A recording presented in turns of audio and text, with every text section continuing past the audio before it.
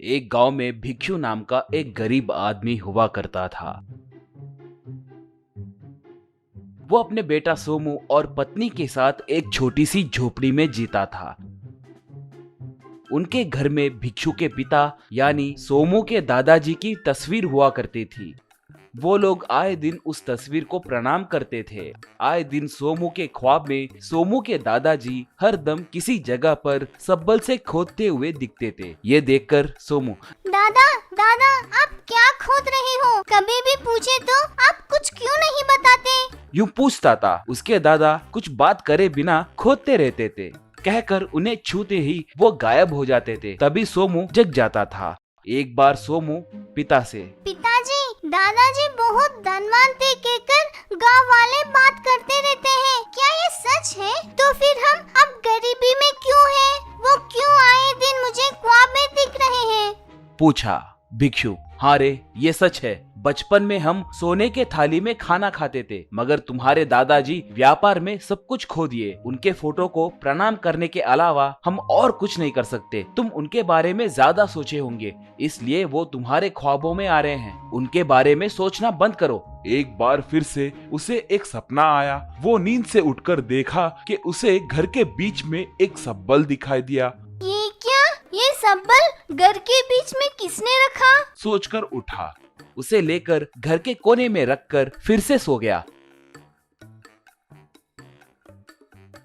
सुबह उठकर देखे तो वो फिर से घर के बीच में था। वो देखकर भिक्षु, इसे कौन घर के बीच में रखे? वैसे अपने घर में सब्बल नहीं है ना? कहकर उसे निकालकर घर के बाहर फेंक दिया। शाम को सोमू स्कूल से आया, तभी उसे वो सब्बल फिर से घर के बीच में दिखाई दिया।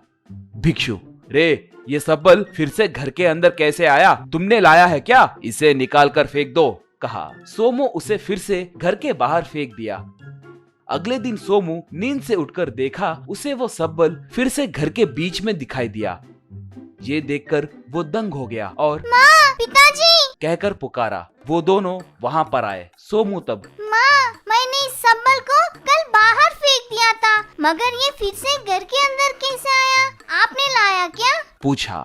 भिक्षु तब, रे हमारी मजाक करने की उम्र नहीं है। नाटक करे तो मार खाओगे। इसे ले जाकर गांव के बाहर फेंक कर आओ, कहा। सोमू तब, मैंने इसे नहीं लाया है पिताजी। आप भी नहीं लाए हैं कह रहे हो ना? तो फिर लगता है ये कोई चमत्कारी सब्बल है। ख्वाब में दादाजी के हाथों में यही रहता है पिताजी। ये जहाँ भी फेंके तो भी यहीं पर कैसे पहुँच रहा है? इसका मतलब यहाँ खोदने के लिए ये कह रहा है क्या?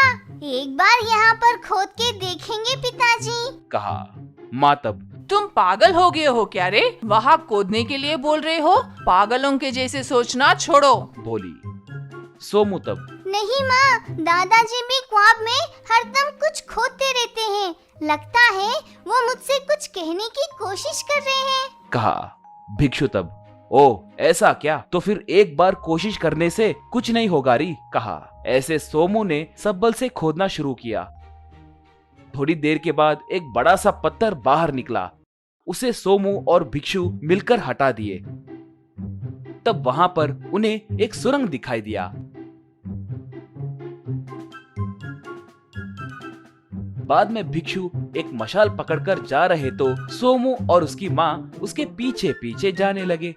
थोड़ी दूर जाने के बाद उन्हें बहुत सारा सोना, पैसे और हीरे दिखाई दिए। ये देखकर वो लोग आश्चर्य में पड़ गए।